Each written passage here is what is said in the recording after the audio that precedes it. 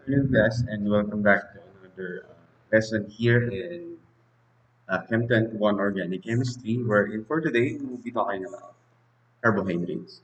So, in this video, we will be actually focusing on the carbohydrates themselves first, wherein we will be talking about the carbohydrates, the types of carbohydrates, and other considerations in classifications of carbohydrates. We will be also talking about or focusing our discussions today on the structures of monosaccharide. By monosaccharide, it is the simplest form of our carbohydrates.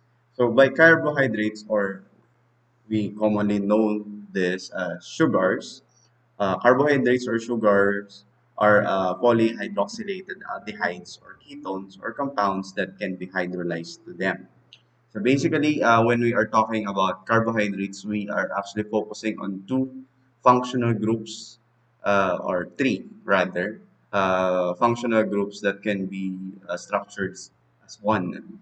Basically, when it's said polyhydroxylated aldehydes and ketones, meaning to say having an aldehyde or a ketone, tapos marami siyang hydroxyl or yung tinatawag nating OH, it may be called carbohydrates. So, carbohydrates are considered as one of the most important structural building block used by nature. Bakit kaya yan? As you may know, using enzymatic degradation of carbohydrates, it will provide the life-sustaining energy for most of the organisms here on Earth. So, madidiscover nyo yan next time when you already have your biochemistry, wherein you will be talking about the pathways on the degradation or the enzymatic degradation of carbohydrates. So, by that, hindi natin yun itatakal yung tinatawag na enzymatic degradation. So, pero kung maaalala nyo yun dun sa iba yung subjects, it is actually related to a process we call respiration, wherein in respiration, we use up carbohydrates for ATP or yung tinatawag nating adenosine triphosphate, which is a form of energy in living organisms. So, pero doon lang tayo sa structures, doon lang tayo sa reactions. Yun lang yung pag-uusapan natin. Dito sa carbohydrates, we will not be talking about that enzymatic degradation. So, by carbohydrate as organic compounds, it has two functional group wherein we have the hydroxyl group and the carbonyl group. By carbonyl group, it can either be a high aldehyde group or a keto group. Depende ron sa type ng sugars or carbohydrate na pinag-uusapan natin. So basically, when we talk about the hydroxyl group, doon kasi sa aldehyde at least one yan. Laging isa lang yan. Isang carbonyl lang yan. Isang carbonyl group lang per carbohydrate. Unless we are talking about higher forms of carbohydrates. So at the minimum, at least dapat sa hydroxyl, meron tayong at least, ano ba yung at na yung ginamit ko? We should have at least 2 OH or 2 hydroxyl group for our carbohydrates. So basically, if we have two hydroxyl group, tapos meron tayong isang carbonyl group, at the minimum, the simplest carbohydrate is found to be 3 carbon long. 3 carbon long para dun sa ating aldehyde group. Ang simplest sugar natin ay magiging ganito yung itsura. We have here our first carbon. Then we will be having this second carbon, this third carbon. This first carbon will bear the carbonyl group para dun sa aldehyde, and since aldehyde siya, andyan meron tayong hydrogen dun sa terminal carbon natin or dun sa carbonyl group natin. Then we have hydroxyl groups here.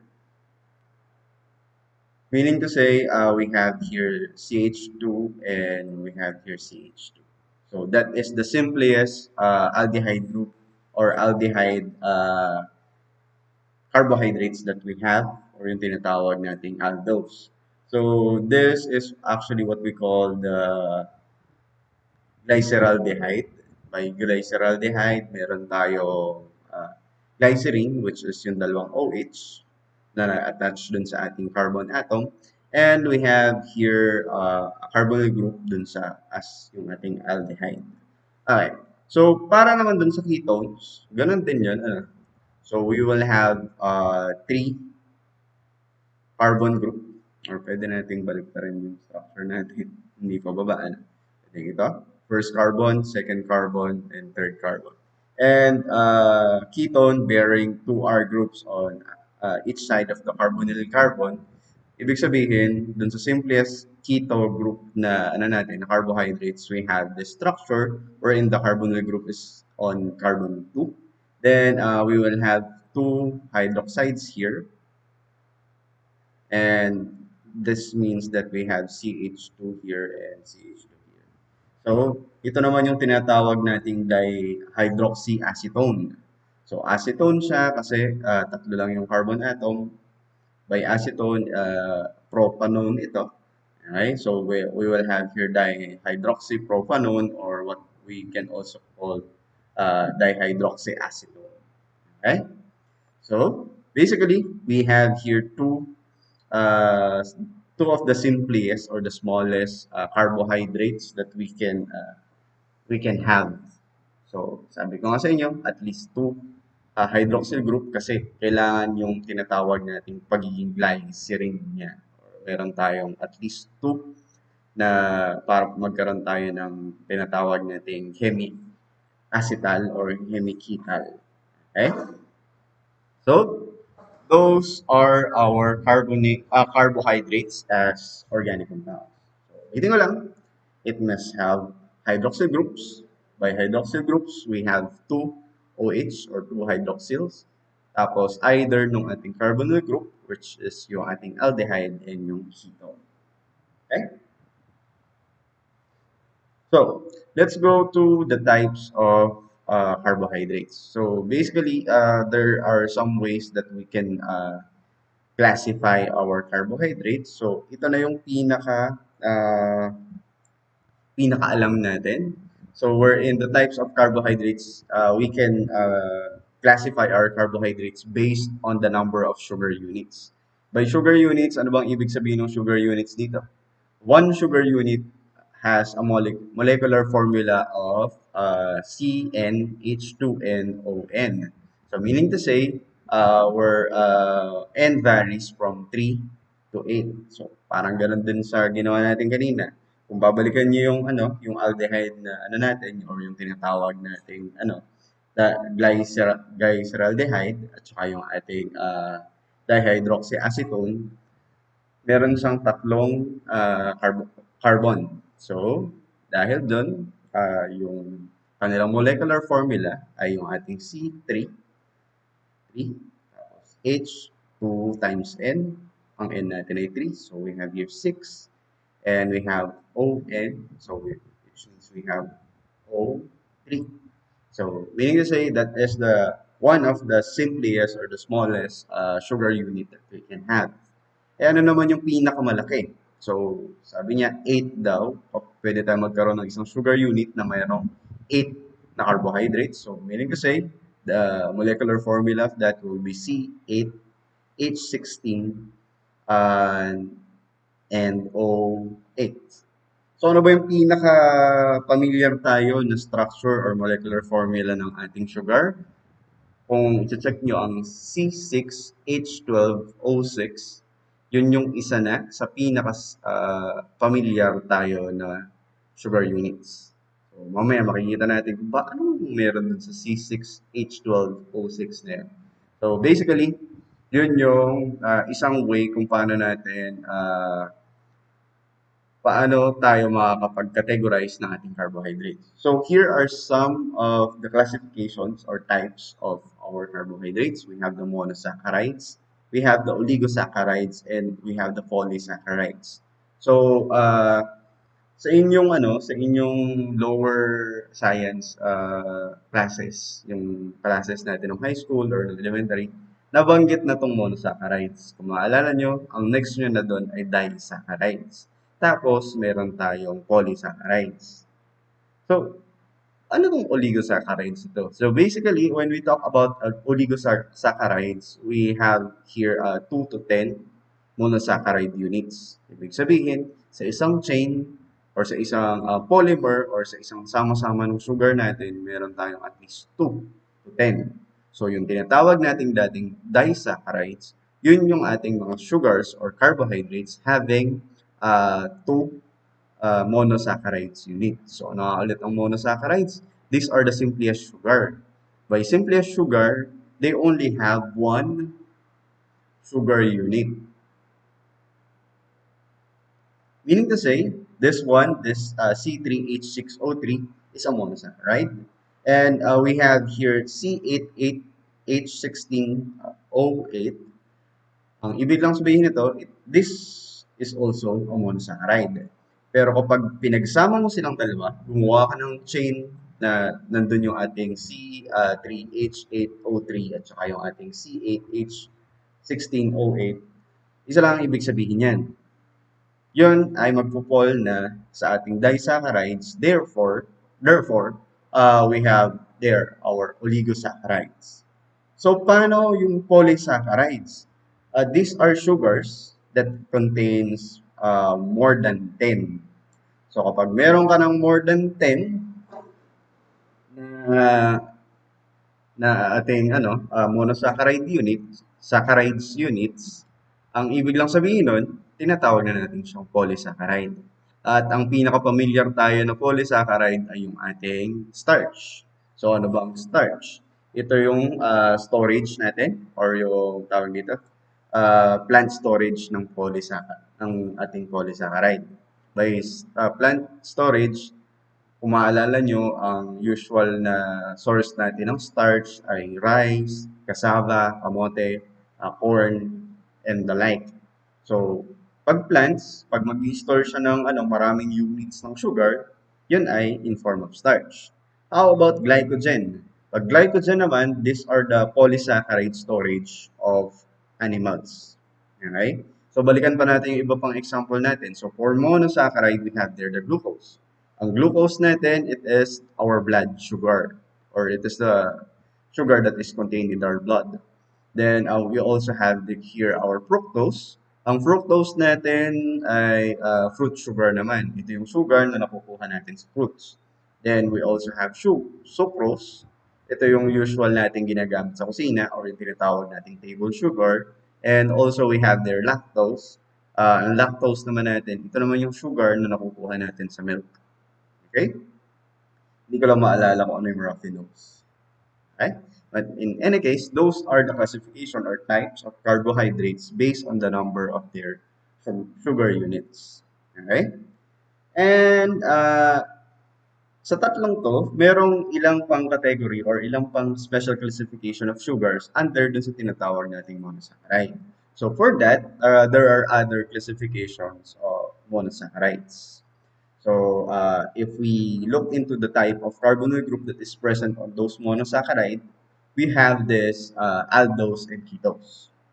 Aldose for those containing aldehyde group, and ketose for those containing a keto group. Sabihin, pag aldehyde yung nakita natin sa sugar, isa siyang aldose. Mapa kung ano man yung number ng ng carbon atoms niyan, ano ba yan, C3 hanggang C8. Ganon din para dun sa ketose, ang kaibahan, ang ketose naman, it contains a keto group. Okay. And for other classification, we can also classify monosaccharides based on the number of atoms or carbon atoms. So yung pinakita natin kanina, yung simplest form of sugar, yung C3H6O3, yun yung magpo-fall under dun sa tinatawag nating triose. We also have tetrose, pentose, and hexose. So, ano ba yung mga yan? Triose are those having 3 carbon atoms. Tetrose, ayan naman yung ating may 4 na carbon atom. And, balik rin natin yung sulat natin para ma-visualize natin. So, for those having C3, triose yun. C4 is ating tetrose. C5 is our pentose, and hexose are those having C6 or 6 carbon atoms. So, kung susundin ulit natin yung structure ng monosaccharides natin kanina, meaning to say we have here H6O3, C4H8O4, and we have here C5H10O5, and also we have C6H10O6. Ay, but 10? 12. It should be 12. H12O6. Right. So those are the types of monosaccharides based on their number of carbon atoms. So again, we can classify monosaccharides based on their carbonyl group present, and also we can also classify them based on the carbon atoms that they have. So hindi ko lang sure kung merong heptose, or meron tayong octose. Okay? For the second class.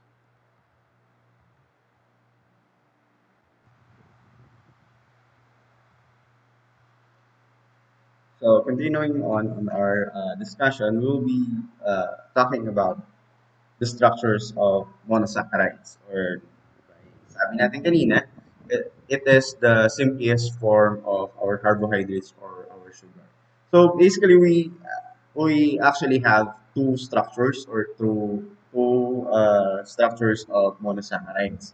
So by those two structures, we actually have straight chains of monosaccharides, and also we have cyclic structures of monosaccharides. So yung sa straight chain or open chain saccharides or monosaccharides, ito yung wala tayong cyclic structure. But dun sa cyclic structure, actually na-discover nila to, or nagkaroon sila ng evidence dito using experiments na yung ating mga monosaccharides na mayroong that contains 5 or more carbon atoms na open chain, pwede siyang magkaroon ng structure ng dalawa pang cyclic structure. And those cyclic structure actually happens when during their dissolution in water. So kumbaga habang dinidissolve natin yung ating mga sugar, or basically yung ating mga monosaccharides, ang nangyayari, yung monosaccharides natin, nagkakaroon siya ng mutar-rotation. Dahil dun sa mutar-rotation na yun, nagkakaroon tayo ng tinatawag natin cyclic structures ng ating monosaccharides. But before that, before we talk more about those cyclic structures of our monosaccharides, let's first discuss our straight chains or open chain structure. So by straight chain and open chain structure, there are actually uh, two concepts that we need to understand when we are talking about straight chain monosaccharides. So those are chiral carbon and penultimate carbon. So by penultimate, usually pag sinabi natin penultimate, uh, ito yung nauna bago yung dulo. So bago yung in that, let's talk about the chiral carbon first. So by chiral carbon, we actually talk about this chiral carbon during our discussion of isomers. By chiral carbon, these are carbons bearing different subsequence. So, kumbaga, kung titingnan natin yung isa sa mga simplest structure natin ng ating aldoses, at ilalagay natin siya sa ganitong projection, yung tinatawag natin fish curve projection, ang magiging itsura niya actually, mula doon sa ganitong itsura ng ating carbon, wherein we have this carbonyl group, then we have our hydroxyls here. Ang nagiging itsura niya under fish curve projection ay ganito. We have here our carbon, then we have here our double bond, then we have here our hydrogen. Meron tayong central carbon na mangyayari dito. Wherein one side of that carbon is hydrogen and one side is or hydroxyl. Then we will have this final carbon wherein we will have CH2OH. As you can see here, class, pwede tayo actually makakita tayo dito ng tinatawag nating chiral carbon. By chiral carbon, itong carbon na nasa gitna, kung titingnan natin siya, siya lang yung carbon dito, itong nasa gitnang yan, siya lang yung carbon dito na iba't iba yung nakaband sa bawat side niya. Kumbaga, dito sa left side niya, meron tayong hydrogen. Sa kanan niya, meron tayong hydroxyl. Dito sa baba, we have here our CH2O. Kaya iba rin yung nasa baba. And dun sa taas, andun yung ating CHO. So as you can see here, this carbon, itong nasa gitnang yan, yan lang yung carbon na merong magkakaibang attach sa kanya. Okay? That's why we call that a chiral carbon. So, when we talk about penultimate carbon naman, ito na yung ibang usapan. So, ang sinasabi natin dyan, when we talk of penultimate carbon, it is the carbon having the highest numbered chiral carbon. So, sulat natin yan. Kasi ngayon pa lang natin na-encounter to. It is the highest numbered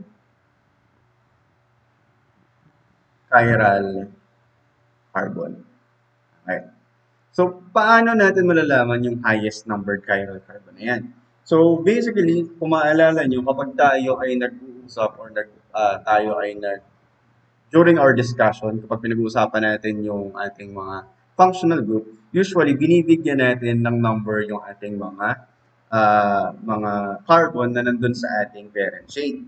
So for this scenario, kumbaga, since ang aldehydes at saka ketone ay magte-take ng precedence sa pagbibilang kaysa ron sa ibang groups natin like yung hydroxyl, yung ating ethers, and yung alcohols.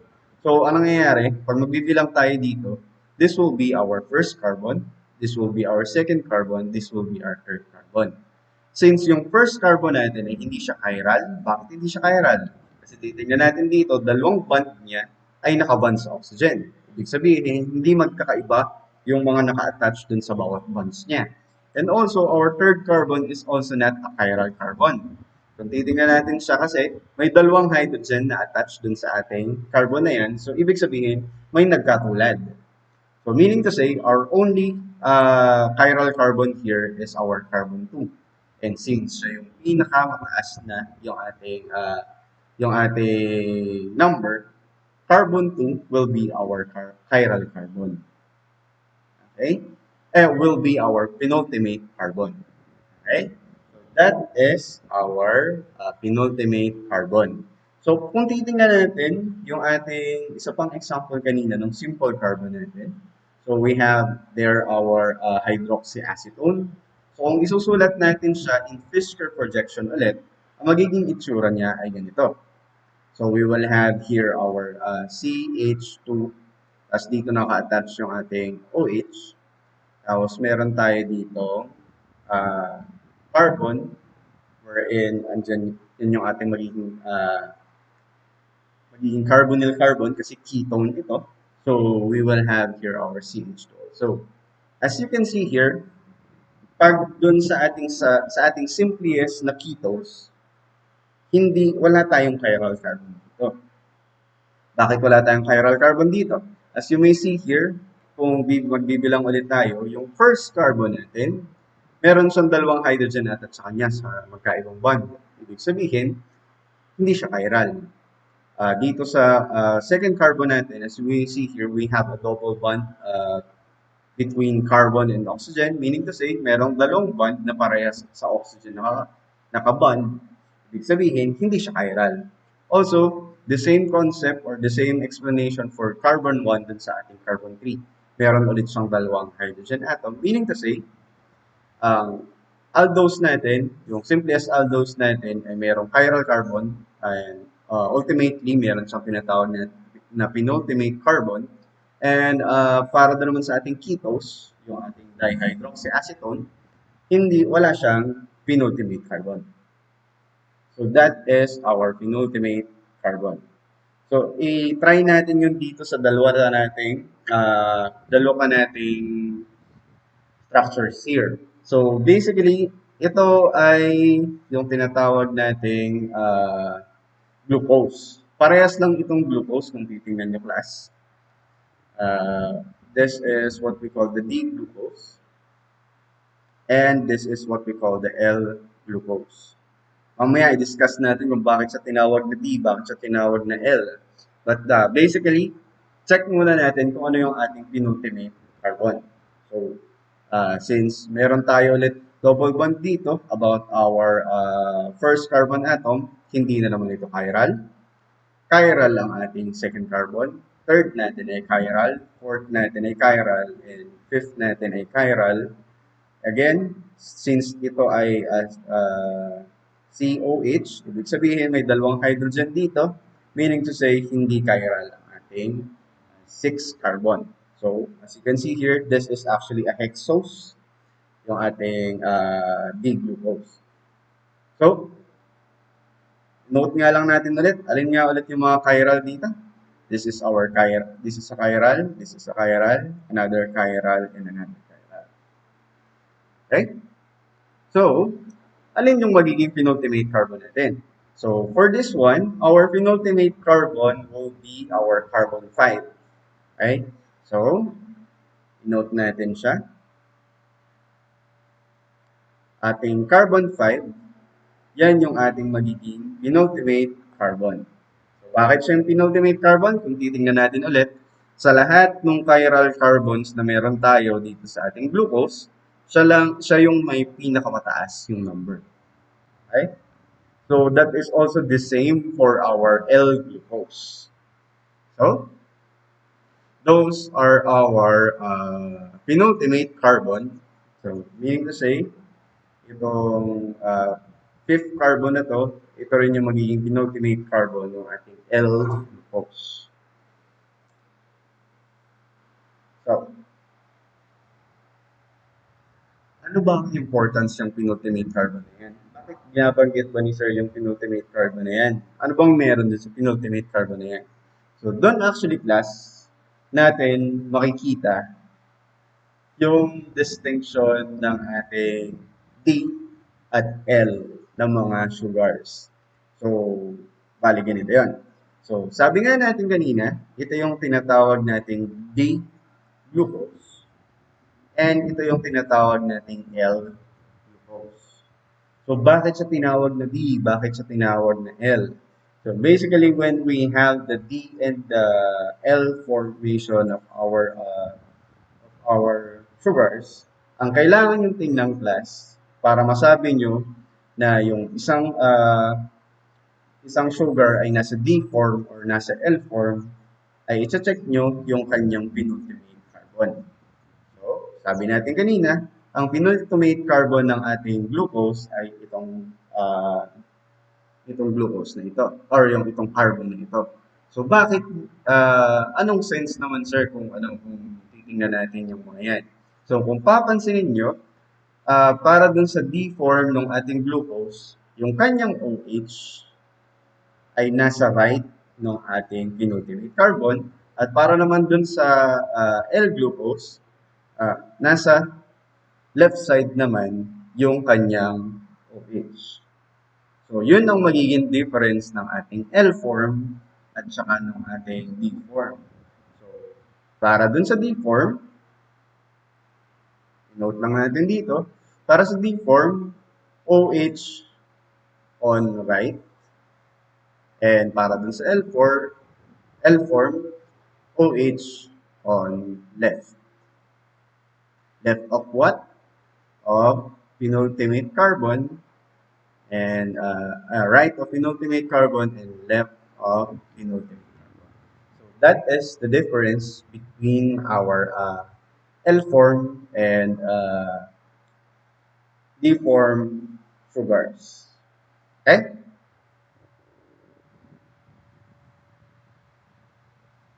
So, madaling makita ito pag nasa fish curve projection ng ating mga sugars. So, basically, using fish curve projection, pwede nating makita agad kung alin ba yung magiging penultimate carbons natin.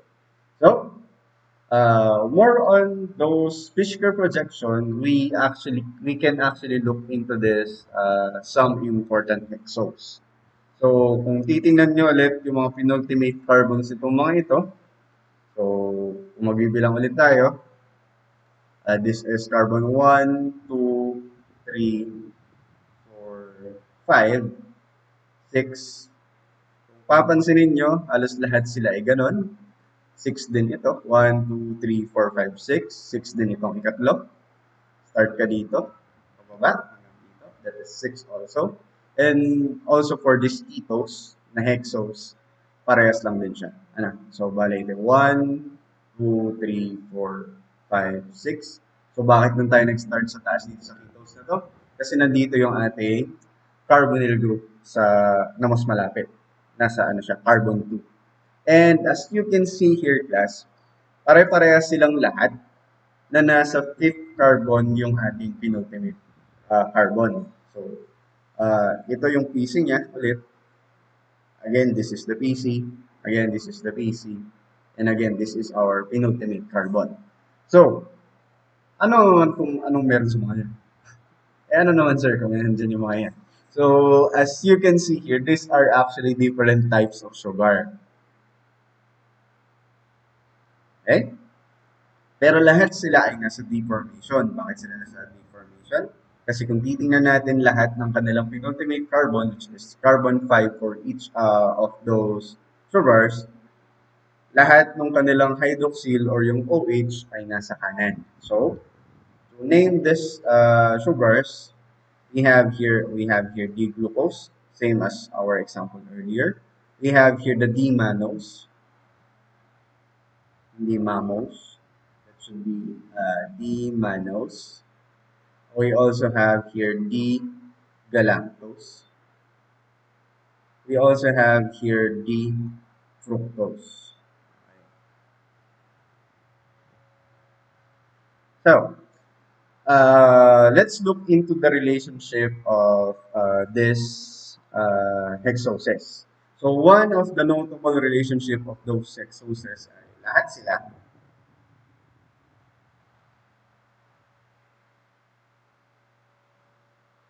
all of them are isomers. Sir, paano naging isomers lahat sila?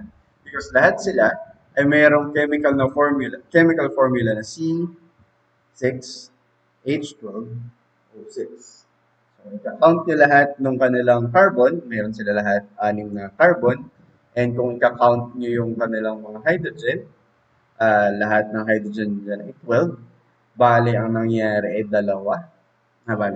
Isa dito sa 1, tapos dalawa, dalawa, dalawa, dalawa, then dalawa ulit dito, then isa pa dito.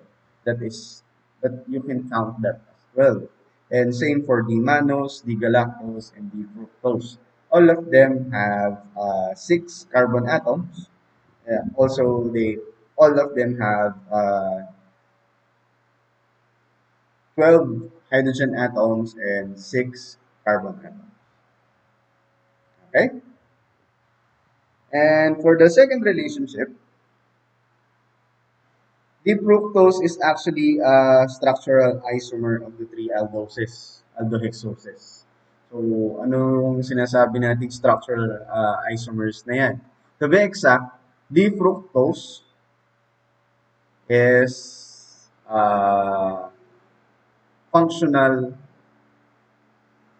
isomer of the three aldohexoses.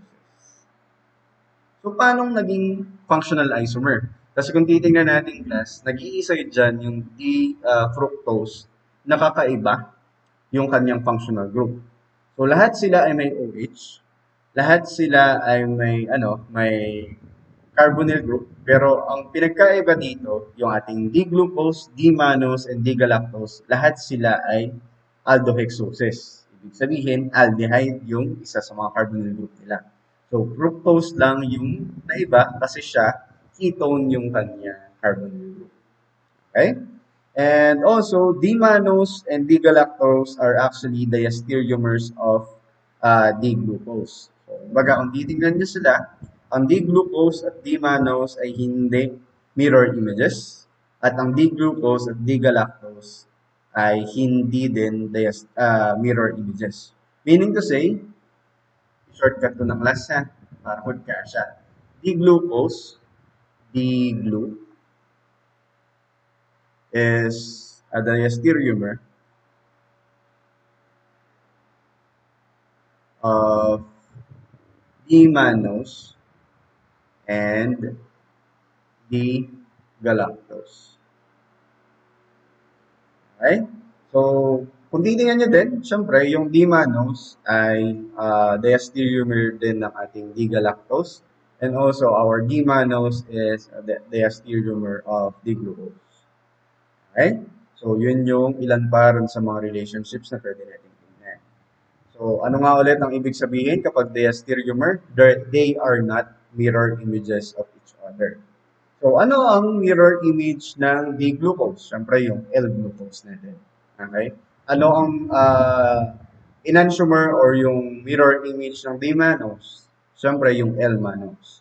So, kung titingnan natin dito, kapag pinag-uusapan na natin ang carbohydrates, and we are talking about enantiomers or yung tinatawag nating mirror images, usually yung D form, L form lang ng sugar natin yung nagiging enantiomer ng isa't isa.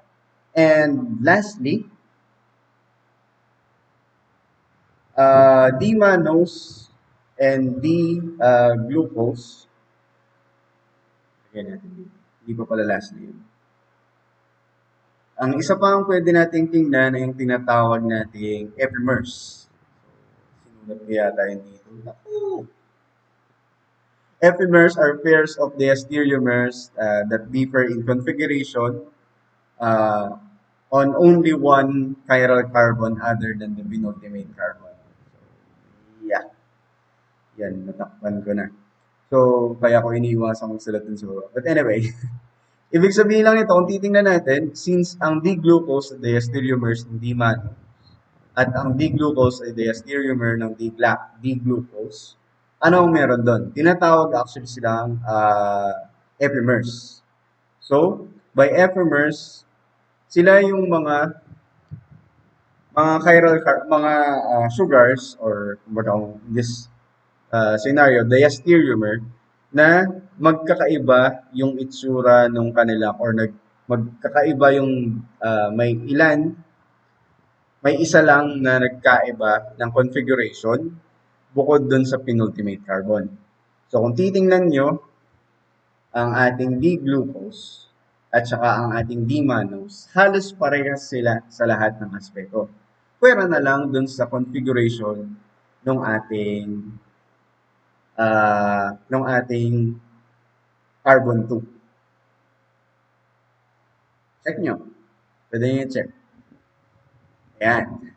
So as you can see there is actually a difference between the configuration of the second. Meron lang isa na pinagkahiwalay. So ibig sabihin, D-glucose and D-mannose are actually epimers. Okay? Epimers of each other. And also, sabi rin dito, or kung titingnan nyo ulit yung D-glucose at saka yung D-galactose, may mapapansin kayo dyan. Yung sa ating D-glucose at D-galactose ay meron lang ding isa pa ulit na pinagkaiba. So, ang pinagkaiba lang ng ating galactose at ng ating glucose ay yung configuration about the third chiral carbon or the second chiral carbon or third carbon. So, check nyo. Ay, hindi pala yan. Sorry. Not those third chiral carbon nga. So, we have here this one, dun sa fourth carbon natin, and this one. So, ibig sabihin lang yan, ang D-glucose at ang D-galactose are actually epimers of each other.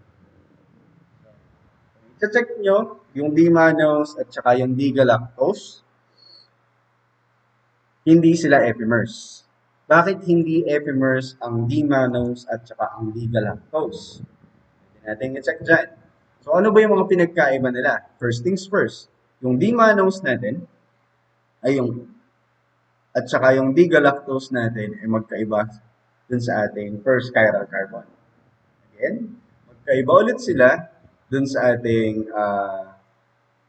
third chiral center or yung fourth carbon natin at saka dito sa fourth carbon niya. So dahil dalawa yung configuration na magkaiba para dun sa D-mannose at saka dun sa D-galactose, hindi sila mako-consider na epimers. Again, when we say epimers, these are pair of the stereomers that differs in configuration on only one chiral carbon other than the penultimate carbon. Okay? So those are our epimers. Ibig sabihin lang din yan, kapag pinag-usapan natin ng L-glucose at L-mannose, epimers din sila ng isa't isa. At pag pinag-usapan din natin ng L-glucose at ang L-galactose, epimers din sila ng isa't isa. Okay? So those are some of the relationship that we can look into some of our hexoses. So ano yung pwede natin mapulit dito? So, pinag-usapan natin ang mga hexoses, yung lahat ng sugars natin or carbohydrates bearing 6 carbon atoms, 12 hydrogen atoms, and 6 oxygen atoms. Ibig sabihin, lahat sila are actually isomers of each other. So, another thing, if we talk about aldoses na hexoses or aldohexoses,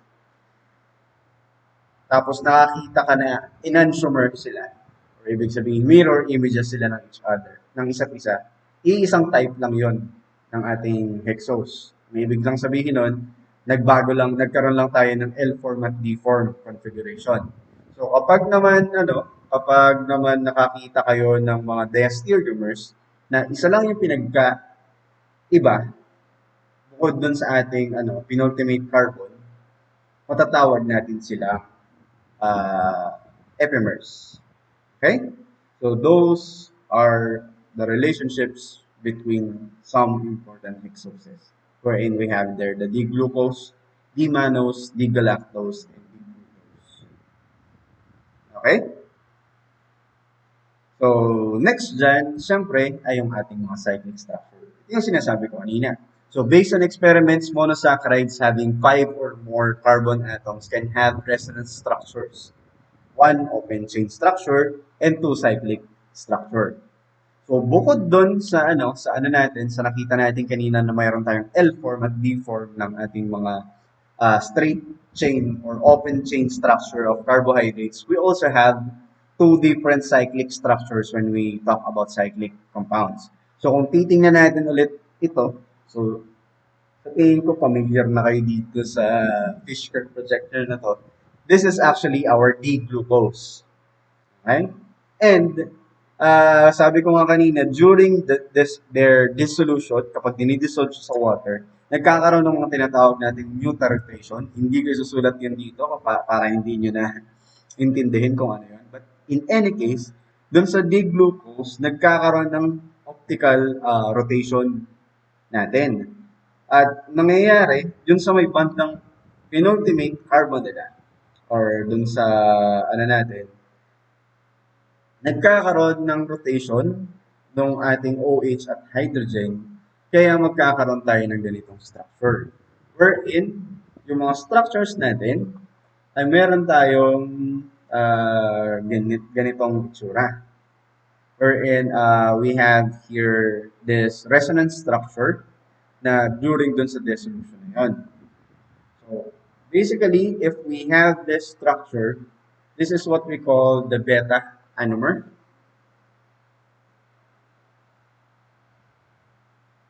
And this is what we call the alpha anomer. So ano naman yung sinasabi na naman ni Sir na anomer? So when we talk about anomer, these are actually diastereomers na galing sa isang straight chain ng carbon. So ano yung pinagkaiba nila?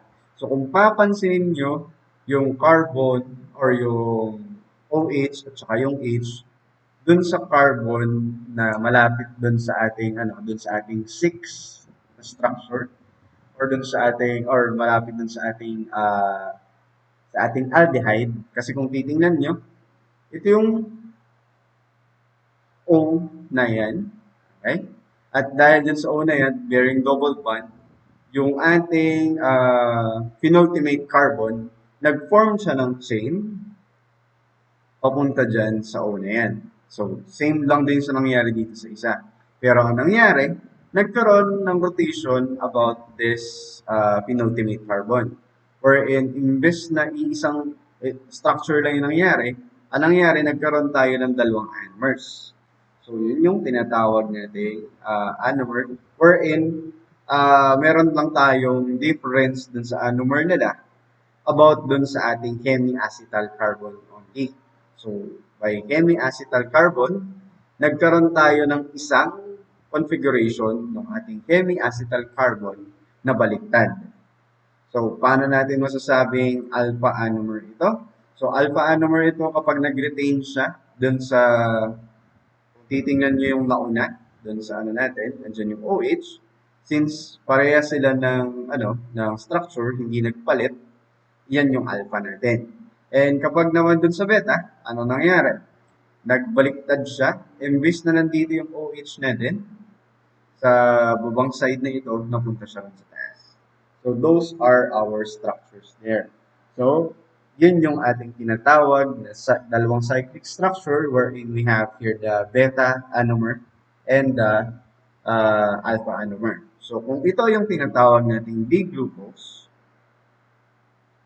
ito ay actually kung titingnan nyo ay isang ether, cyclic ether, wherein yan ay pwede na natin gamitin, tawagin na beta,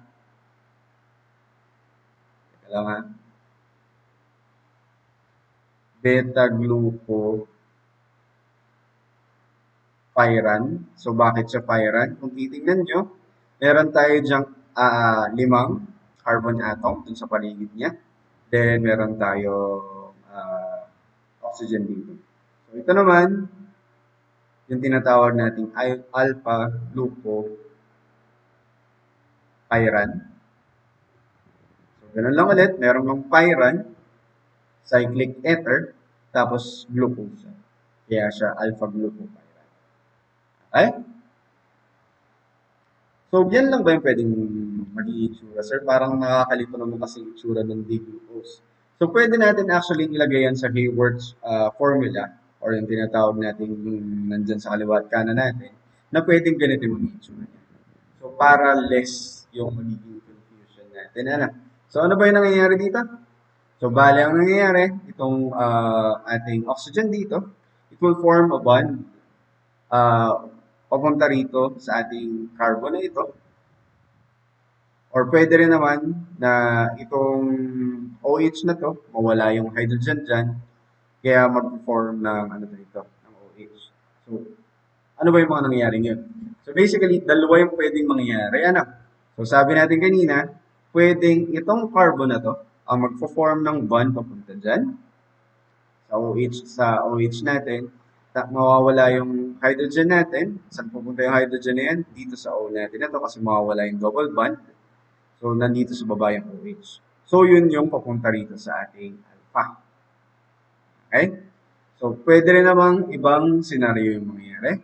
Pwedeng mangyayari, itong oxygen na to, ito yung magpo-form ng bond papunta rito sa carbon na yan.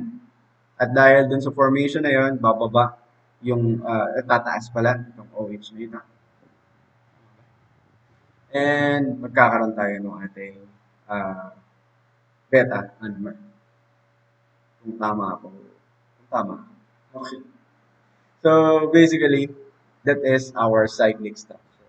So, pyran lang ba yung pwedeng maging chain structures natin? Not necessarily. Pwede rin tayong magkaroon ng glucose. Pero instead of pyran, magkakaroon tayo ng furan. So, bakit siya furan? As you may see here, we have ether na nandun siya sa we have an ether that have 4 carbon atoms. Cyclic structure ng ether na may 4 carbon. And in that, as you may see there, imbes na doon sa dun sa first carbon, nagkaroon ng bonding yung ating OH or yung ating acetal, dun siya napunta or imbes na dun sa penultimate carbon, nagkaroon ng ng bonding, ang naging bonding ay dun sa carbon before ng penultimate carbon natin. Kaya tayo nagkaroon dyan nung instead ng pyrran structure, nagkaroon tayo ng furan. Okay. So those are our cyclic structures of carbohydrates. Mapa straight chain man siya or cyclic structures.